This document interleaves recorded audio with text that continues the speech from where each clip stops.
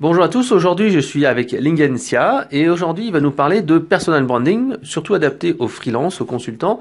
Comment on va faire pour trouver plus de clients? Alors merci Frédéric de m'accueillir et effectivement on va parler de 7 astuces, 7 idées concrètes à mettre en pratique pour pouvoir améliorer son personal branding avec comme finalité de trouver des clients. Donc moi, la première chose que je dirais, c'est quelque chose de très bateau, mais qui est vrai et que tout le monde ne met pas en pratique, c'est d'avoir une belle photo. Alors déjà, j'ai presque envie de dire d'avoir une photo. Combien de fois sur LinkedIn, on essaye de m'ajouter, on met pas la photo, et quoi, moi, j'ajoute pas des gens qui ont pas de photo. Qui ont un selfie sombre, Voilà. des photos de vacances ou des photos de mariage avec des lunettes de soleil. Ça fait pas sérieux, quoi. Et donc, la photo, c'est important parce que quand vous Google, parce que vous, au cas où vous le saurez pas, on vous Google. Quand on Google votre nom, prénom, vous savez qu'il y a les images qui apparaissent, par exemple, sur la première page, et on va voir vos photos. Et si vous n'avez pas une belle photo, vous pouvez donner l'impression à défaut de pas donner envie, quoi. Peut-être que vous n'allez pas dégoûter entre guillemets le prospect, mais vous n'allez pas donner envie. Et le but, c'est quand même de donner envie.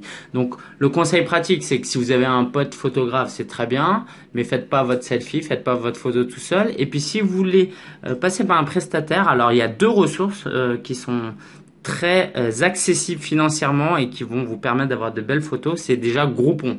Vous allez sur Groupon, si vous êtes dans les grandes villes, et vous cherchez studio photo et c'est des entreprises qui cherchent à acquérir des clients.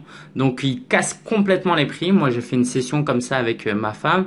À deux, ça nous a coûté même pas 50 € pour 1 heure de shooting. On a eu une vingtaine de belles photos et c'est comme ça que j'ai eu ma photo que j'ai utilisée pour mon livre. D'accord? Donc Groupon. Et sinon une startup qui s'appelle Ever Photo Shoot qui va vous prendre en photo en extérieur. Donc allez jeter un coup d'œil.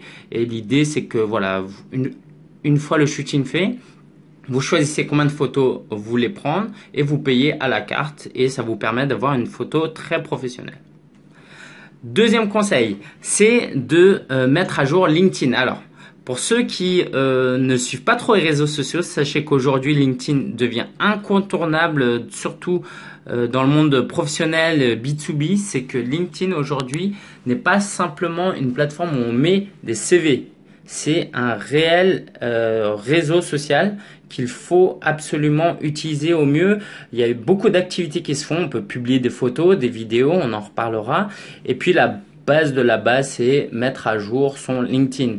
Regardez si ses dernières expériences sont à jour, ses formations, mettre en valeur son résumé en mettant en valeur ce qu'on apporte, à qui on s'adresse, ses compétences. Et puis vraiment, c'est très précieux, c'est de récupérer des recommandations. Vous pouvez demander à un ancien client, à un collègue, ou même à un ami de vous faire une recommandation et il va vous dire voilà pourquoi Frédéric, Lingen sont des partenaires précieux et non seulement vous pouvez utiliser ce témoignage, cette recommandation qui est sur LinkedIn, mais moi par exemple je fais un screenshot et je vais l'utiliser un peu partout sur mes pages de vente par exemple. Ouais. Travailler les mots-clés, on en a discuté tout à l'heure. Il y a toujours des mots à la mode, transformation digitale, transformation numérique, expérience client. Donc, être présent sur ces mots-clés à la fois dans son titre de poste et aussi dans son fameux descriptif, comme on disait tout à l'heure. Ouais, exactement, parce que effectivement aujourd'hui quand quelqu'un fait une recherche, ça marche un peu comme Google pour le moment. Troisième conseil, c'est de faire la vidéo. Ok, je vais rien vous apprendre en vous disant qu'aujourd'hui la vidéo est un format très très consommé. Pourtant, il n'y a pas beaucoup de professionnels encore qui sont. Pas plus tard qu'hier, je discutais avec mon groupe Mastermind, quelqu'un qui voulait parler de business plan et on s'est dit ah oui, ça doit être saturé, il doit y avoir plein de vidéos sur le mot business plan sur YouTube. On est allé voir, franchement, tu avais peut-être 3 vidéos bien. 5 potables, mais tout le reste c'était soit trop vieux, pas pertinent. Donc il y a encore beaucoup de place sur YouTube, mais la vidéo vous pouvez l'utiliser sur LinkedIn jusqu'à 10 minutes. Si votre vidéo fait moins de 10 minutes, vous pouvez la publier sur LinkedIn, mais aussi sur Twitter 2 minutes 20, Instagram 1 minute et sur Facebook ça peut aller jusqu'à plus d'1 heure.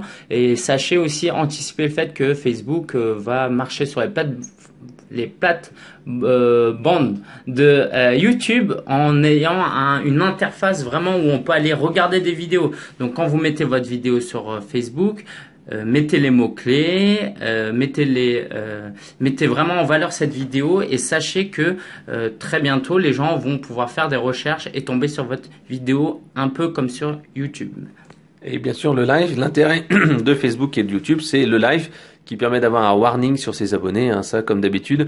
Moi, ce que je vous conseille, c'est toujours, ben là on l'a pas fait aujourd'hui parce que j'ai plus de batterie sur mon téléphone, mais le live en fait permet d'avoir un premier warning sur tous vos abonnés et ensuite vous allez republier sur différents canaux. On a parlé LinkedIn, on a parlé Twitter et n'hésitez pas à couper des vidéos pour que ça rentre dans le bon format. En particulier, comme je disais sur LinkedIn, moi j'ai eu de très bons résultats. J'ai fait une vidéo de 13 minutes, je l'ai coupée pour que ça rentre dans le 9 minutes 58 et hop, grâce à ça, j'ai tagué les gens. Donc bien sûr, faire une vidéo et la publier, ça sert à rien. Il faut toujours taguer les gens qui sont présents. Ou alors, je voulais dire, tiens, voilà, c'est un sujet qui vous intéresse et taguer quelques personnes que vous connaissez pour entraîner un petit peu le système. Très bien. Et d'ailleurs, là, on fait un audio, mais je vais t'envoyer un outil. Ce que je vais faire, c'est que je vais récupérer ton fichier audio. Et il y a un outil qui s'appelle Auphonic, A-U-P-H-O-N-I-C.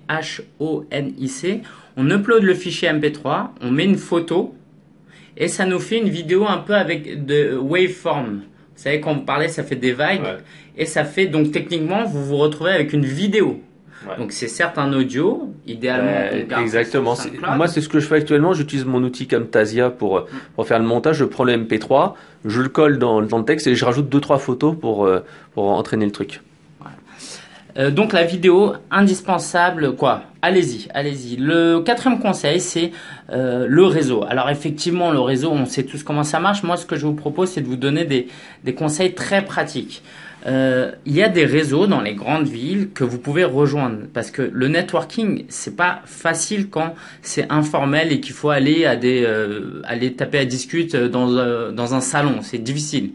Moi, je propose d'intégrer des réseaux. Alors moi, je fais partie d'Optim Réseau. Sinon, il y a Club Dynamique, il y a BNI, il y a plein de réseaux comme ça où certes c'est payant, mais là, non seulement vous avez un format et vous arrivez et c'est rassurant parce que vous réfléchissez pas, tout est déjà préparé, mais en plus c'est filtré, c'est-à-dire qu'en face de vous, vous avez des gens sérieux qui ont payé, qui ont une intention de vous apporter des affaires, de trouver des clients, de trouver des prestataires. Donc vous faites du networking mais très avec une réelle intention de ROI. Avec un retour sur investissement parce que vous vous retrouvez avec des gens qui sont là avec une certaine mentalité. Donc je vous encourage à aller là-dedans. Mais si vous avez peut-être pas encore beaucoup de moyens, n'hésitez pas à rejoindre des réseaux plus informels ou à participer à des événements. Les meet-up, classiquement, vous cherchez dans meet-up entrepreneurs, start-up, machin, et à proximité de chez vous ou à, on va dire, 50-100 km, ça dépend où vous êtes. Moi, je l'ai fait par exemple pour le growth hacking parce que j'ai sorti mon bouquin. Alors j'ai essayé de contacter un petit peu les gens, mais il y a quand même une politique anti-spam de meet-up qui est assez importante. Mais ça m'a permis d'entrer en contact avec quelques influenceurs dans le growth hacking, et comme ça m'a généré pas mal de ventes depuis. Alors moi-même j'anime mon meet-up et effectivement quand je fais des déjeuners, ça permet aux gens de garder contact. Donc vraiment les meet-up, n'hésitez pas à taper solopreneur par exemple, vous trouverez mon meet-up. Et donc ça fait une transition vers la cinquième conseil que je vous donnerai, c'est vraiment de sortir de votre bureau et de donner des conférences, des ateliers. Dernièrement, je suis même invité à donner des Facebook Live. Ok, c'est certes sur ordinateur et devant ou derrière un écran, mais on se rapproche vraiment du format conférence. Donc, allez chercher les opportunités. Quelle que soit la thématique, l'industrie où vous êtes, vous avez toujours des conférences, des salons, des ateliers. Moi, en ce moment, je donne des conférences au Folie Web. Et donc ça permet déjà de toucher des prospects, mais aussi de se construire d'avoir des références. Et quand on va chez les clients et dire voilà, moi je suis expert dans ce que je fais. Je donne d'ailleurs des ateliers au Folie Web. En ce moment, je donne des cours aussi dans une école qui s'appelle le CITV. C'est pas ce qui me rapporte le plus d'argent, mais ça me donne un bagage. Oui, et puis les étudiants de maintenant, c'est les clients de demain. Exactement. Donc non seulement vous pouvez gagner de l'argent, mais vous pouvez aussi construire votre clientèle comme ça, et puis vraiment travailler votre image. C'est que quelqu'un qui est sûr une scène avec un micro et qui parle de quelque chose avec une certaine audience, même s'il y a que 10-20 personnes, tout de suite, ça vous met dans une posture d'expert et c'est ça qui est important. On veut pas, aujourd'hui, un prestataire, s'il peut recruter 2 personnes qui ont un profil plus ou moins identique, mais l'autre a une image un peu plus expert parce qu'il participe à des événements, il donne des conférences, on préfère aller vers cette personne-là. Et vous pouvez d'ailleurs organiser votre propre meet-up. Moi, c'est comme ça que j'ai commencé. Aujourd'hui, j'ai plus de 300 personnes. Vous lancez un meet-up sur un sujet. Ouais, dans votre ville, rendez-vous dans un resto, un after-work, un café, un samedi ou un dimanche ou un soir. Et vous rassemblez les passionnés. Vous commencez par inviter vos amis pour avoir un minimum de monde et hop. Voilà, et puis il y a les coworking aussi. N'hésitez pas à aller voir si vous pouvez intervenir là-bas. 6e conseil que je vous donnerai, c'est de monter un blog. Avec WordPress, c'est relativement simple et c'est pas cher. Et ça vous permet de créer, d'avoir une présence en ligne. C'est-à-dire que l'idée, c'est que quand on Google votre nom, prénom, on tombe sur, certes, votre page LinkedIn, votre page Facebook, mais si en plus on peut tomber sur un site internet où vous partager du contenu, là l'idée c'est quoi? C'est que quelqu'un qui donne des conseils, tout de suite, sauf si les conseils sont très mauvais, mais tout de suite il apparaît comme un spécialiste, comme un passionné, et pour peu que vous ajoutez un peu de storytelling en plus dans vos écrits, vous allez vraiment donner envie aux gens de vous faire confiance, de vouloir en connaître plus sur vous, et ça fait une différence, parce que idéalement, on veut pas juste avoir un prestataire, on veut aussi avoir un prestataire passionné, et quelqu'un qui écrit du contenu texte, ça montre qu'il est passionné. Donc, lancez un blog. Vous pouvez vous aider de mon livre, le guide du blogueur, qui est sorti chez Erol. Sinon, vous trouverez plein de tutoriels pour lancer un blog avec WordPress. 7e conseil que je vous donnerai, le dernier, c'est de sortir un livre. Alors là, vous allez me dire, ok, d'accord, c'est pas pour tout le monde, c'est pour Frédéric. Donc, certes, il faut avoir un certain niveau, une certaine expérience, mais pas tant que ça finalement, parce que aujourd'hui, les éditeurs qui sont des entreprises cherchent à gagner de l'argent, ce qui est normal. Et pour peu que vous avez une certaine réputation, vous êtes très suivi sur LinkedIn, vous avez un blog, vous avez une liste d'emails, vous avez une présence sur Twitter, vous allez intéresser l'éditeur qui va se dire que si on parie sur vous, on va vendre des livres plus facilement que si vous êtes un prof, expert. Voilà. Inconnu de fac, etc.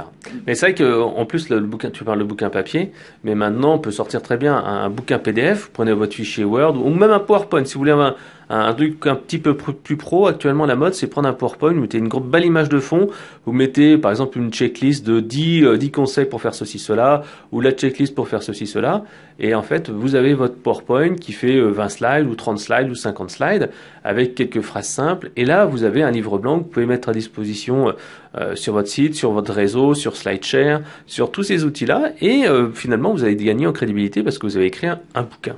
C'est ça. Et si vous voulez l'auto-éditer, c'est-à-dire que si vous voulez qu'il apparaisse par exemple sur Amazon, vous pouvez aller sur CreateSpace. CreateSpace, c'est une plateforme qui appartient à Amazon. En gros, pour faire simple, vous uploadez un PDF, vous créez votre couverture avec eux sur leur plateforme en quelques clics, et votre livre qui va être vérifié pour un minimum va se retrouver sur la plateforme Amazon.fr au bout de quelques jours, et donc vous n'aurez rien dépensé, vous allez pouvoir gagner une petite commission, mais c'est pas l'objectif. Et puis les gens vont pouvoir l'acheter sur Amazon. Quand ils vont vous googler, ils vont tomber sur un lien Amazon avec votre livre. Bien sûr, si vous êtes auto-édité, ça fera peut-être moins effet que chez un éditeur traditionnel, mais c'est déjà pas mal du tout. Moi, j'ai commencé comme ça avec mon premier livre, le guide du blogueur, qui dans sa première version était un livre auto-édité. D'ailleurs, c'est comme ça que j'ai eu aussi mon deal avec Erol, qui a vu que j'avais fait quelque chose avant. Je suis pas venu avec rien. Et donc, c'est peut-être pas pour tout le monde, mais c'est accessible à tout le monde. Et encore une fois, c'est la beauté du web, c'est que vous n'avez pas de garde-fou. Vous avez une certaine liberté. Vous n'avez pas besoin qu'il y ait un éditeur qui vous dise « Ok, toi t'es beau, t'es pas beau, je t'aime bien, je t'aime pas, ton livre il est bien ou pas, t'es spécialiste ou pas ». Vous avez la plateforme, l'outil, vous pouvez le faire et vendre votre livre sur Amazon. Alors, est-ce que tu as une dernière chose à dire ? Alors, effectivement, le petit conseil bonus, ce serait vraiment, parce que tout ça, c'est des techniques, des tactiques, mais au final, ce qui va faire la différence, c'est votre capacité, quand vous allez être face au prospect, à l'écouter, à montrer votre intérêt pour lui. Et ça, je rencontre pas mal de gens qui travaillent leur com ou qui sont peut-être même bien habillés et qui, une fois face au client ou lors d'une réunion de networking, parlent beaucoup et essayent de montrer leur expertise et montrer qu'ils sont intéressants. Et en fait, ça n'intéresse pas la personne en face de vous. Sauf si vous êtes plombier et qu'à ce moment-là, il a une fuite dans sa cuisine. En dehors de cette situation, il préférera toujours quelqu'un qui soit plus à l'écoute parce qu'il a envie d'être compris. Ouais, d'être sûr que vous allez répondre à son problème, Voilà. que vous avez bien compris, et les gens adorent qu'on parle d'eux, de toute façon. Hein. Et dès que vous parlez d'eux, que vous vous intéressez à leurs problèmes, forcément, ça va être tout de suite mieux. Donc ça, c'est le conseil ultime, de l'écoute, de l'écoute, de l'écoute. Alors, si on veut en savoir plus sur toi, Lingen, on va sur quel site web? Alors, on va sur solopreneur.fr en un seul mot, solopreneur.fr, où vous retrouverez des articles, des podcasts audio, des vidéos et mon livre. Et je vous invite chaleureusement à me faire un petit coucou, me laisser un petit commentaire pour discuter avec moi. Ok, ben merci Lingen, et puis donc à très bientôt, j'espère, pour une nouvelle interview. Allez, bye bye!